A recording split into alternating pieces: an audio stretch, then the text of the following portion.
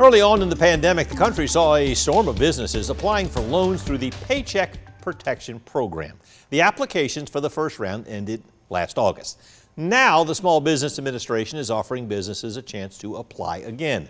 Ashlyn Webb explains some of the differences between the first round of those PPP loans and the second round, and how businesses have been affected by this second loan. Robin Clark with Planters First Bank says there's not as much of a rush during this second draw as there was during the first distribution of the Paycheck Protection Program. But she says there's still a demand. And speaking to business owners here in Central Georgia, they say there certainly is a positive impact. It's almost been a year since Travis Jean Emporium owner Scott Mitchell closed his business for 2.5 months, while much of the country was on lockdown. In that time, Mitchell says he applied for his first PPP loan of under $10,000. I got denied probably, I want to say like 16 or 17 times. Like just banks were not, either didn't know how to do it, the direction was coming down in chunks and buckets, and it really wasn't easily navigable. Mitchell says he finally received his first draw in April of last year.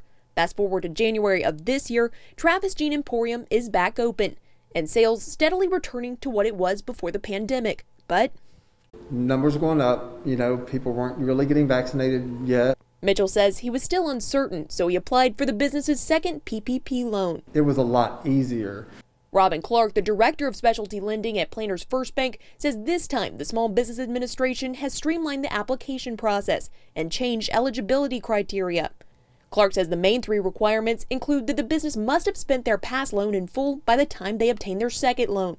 The business must also have no more than 300 employees. And then third, and probably most importantly, is they need to demonstrate a 25% revenue reduction in gross receipts between comparable quarters in 2019 and 2020. Mitchell says both PPP loans have helped him to open his doors again and keep them open. Small businesses that have 1, 2, 3 employees, they were in desperate need of that funding. We would not be here today if it wouldn't have been for the help of the federal government. The Paycheck Protection Program is scheduled to end on March 31st. However, lawmakers are considering extending that to May 31st. Reporting in Macon, Ashlyn Webb, 13 WMAZ News. Again, Robin Clark says Planters First is seeing fewer businesses apply for this round of loans compared to round 1 last year.